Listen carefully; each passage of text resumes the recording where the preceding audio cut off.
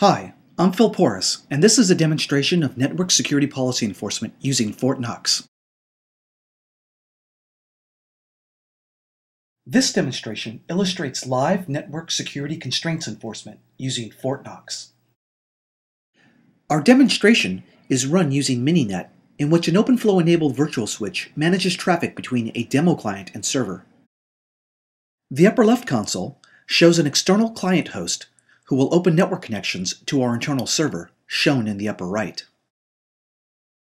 In the lower right, the blue console shows our NOX controller, which inserts flow rules into the switch, enabling the client and server to communicate.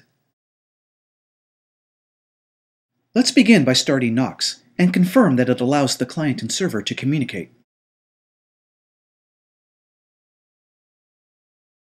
With NOX up, we will start a simple echo service on the server and allow our client to bounce a small data stream to and from this service. This small app will send and receive 22 bytes from client to server. Now let's suppose that a security application decides that those 22 bytes carried malicious content and decides to tell NOX to send a block rule to the switch.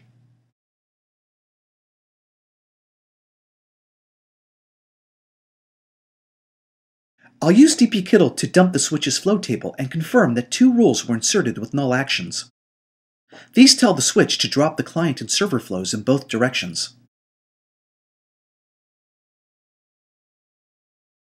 To summarize, the security application makes a policy decision that the client and server shall no longer be allowed to communicate. It sends 2 block rules to the switch via NOX, which halts all flows between 2 and 4.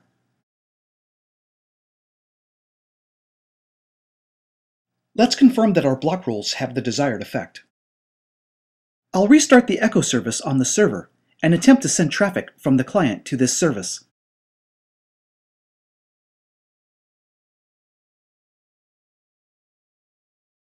This time, my client connection times out.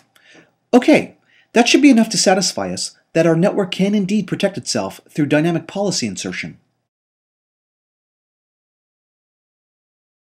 However, we must also realize that OpenFlow provides many powerful features, including the ability to program the switch to perform inline rewriting of packet content, including IP addresses. An adversary with knowledge or even authorship of a third-party OF application could exploit OpenFlow's rewrite logic to circumvent our blocking rules, even if these block rules are installed with higher priority. Let's suppose host 2 sends a connection request to host 3, which may or may not exist in our topology. The third-party application could react by producing a virtual tunnel using a flow rule that incorporates modify actions. When installed in the switch, these rule actions will change the source IP from host 2 to host 5, and the dest IP from host 3 to host 4. A complementary rule is also inserted for the inverse flow.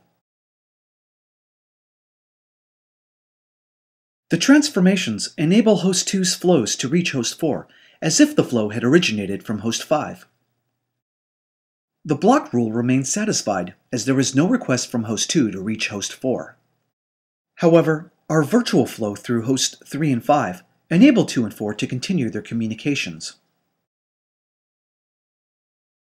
I'll quickly illustrate this scenario by installing flow rules with the modify actions that transform the client and server packets as I just described.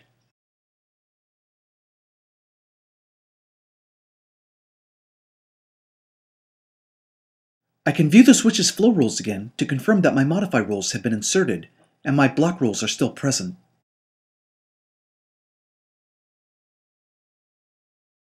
I'll run my client and server test again, but this time I will direct the client to connect to host 3, triggering my modify rules to tunnel host 2 packets through host 5 and on to host 4. Host 2 and 4 can now communicate, despite my current policy, which explicitly prohibits this. Let's try this scenario again, this time using FortNOX.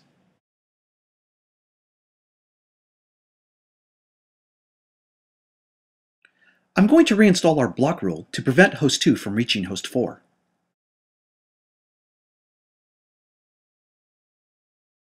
I'll restart the server's echo service and confirm that the client cannot reach it.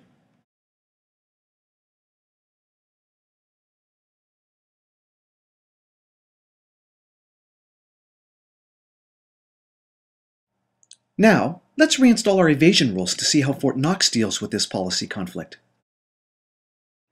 This time, FortNOX identified that my evasion rules represented a conflict with the block rule. As a result, FortNOX rejected the evasion rules. As I did last time, I'll target my flow to host 3 in the hope that my bypass rules will rewrite the header to funnel my session through host 5 and on to host 4.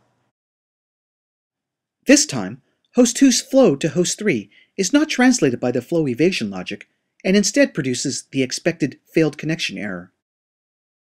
To learn more about our FortNOX patch to Nox, visit www.openflowsec.org.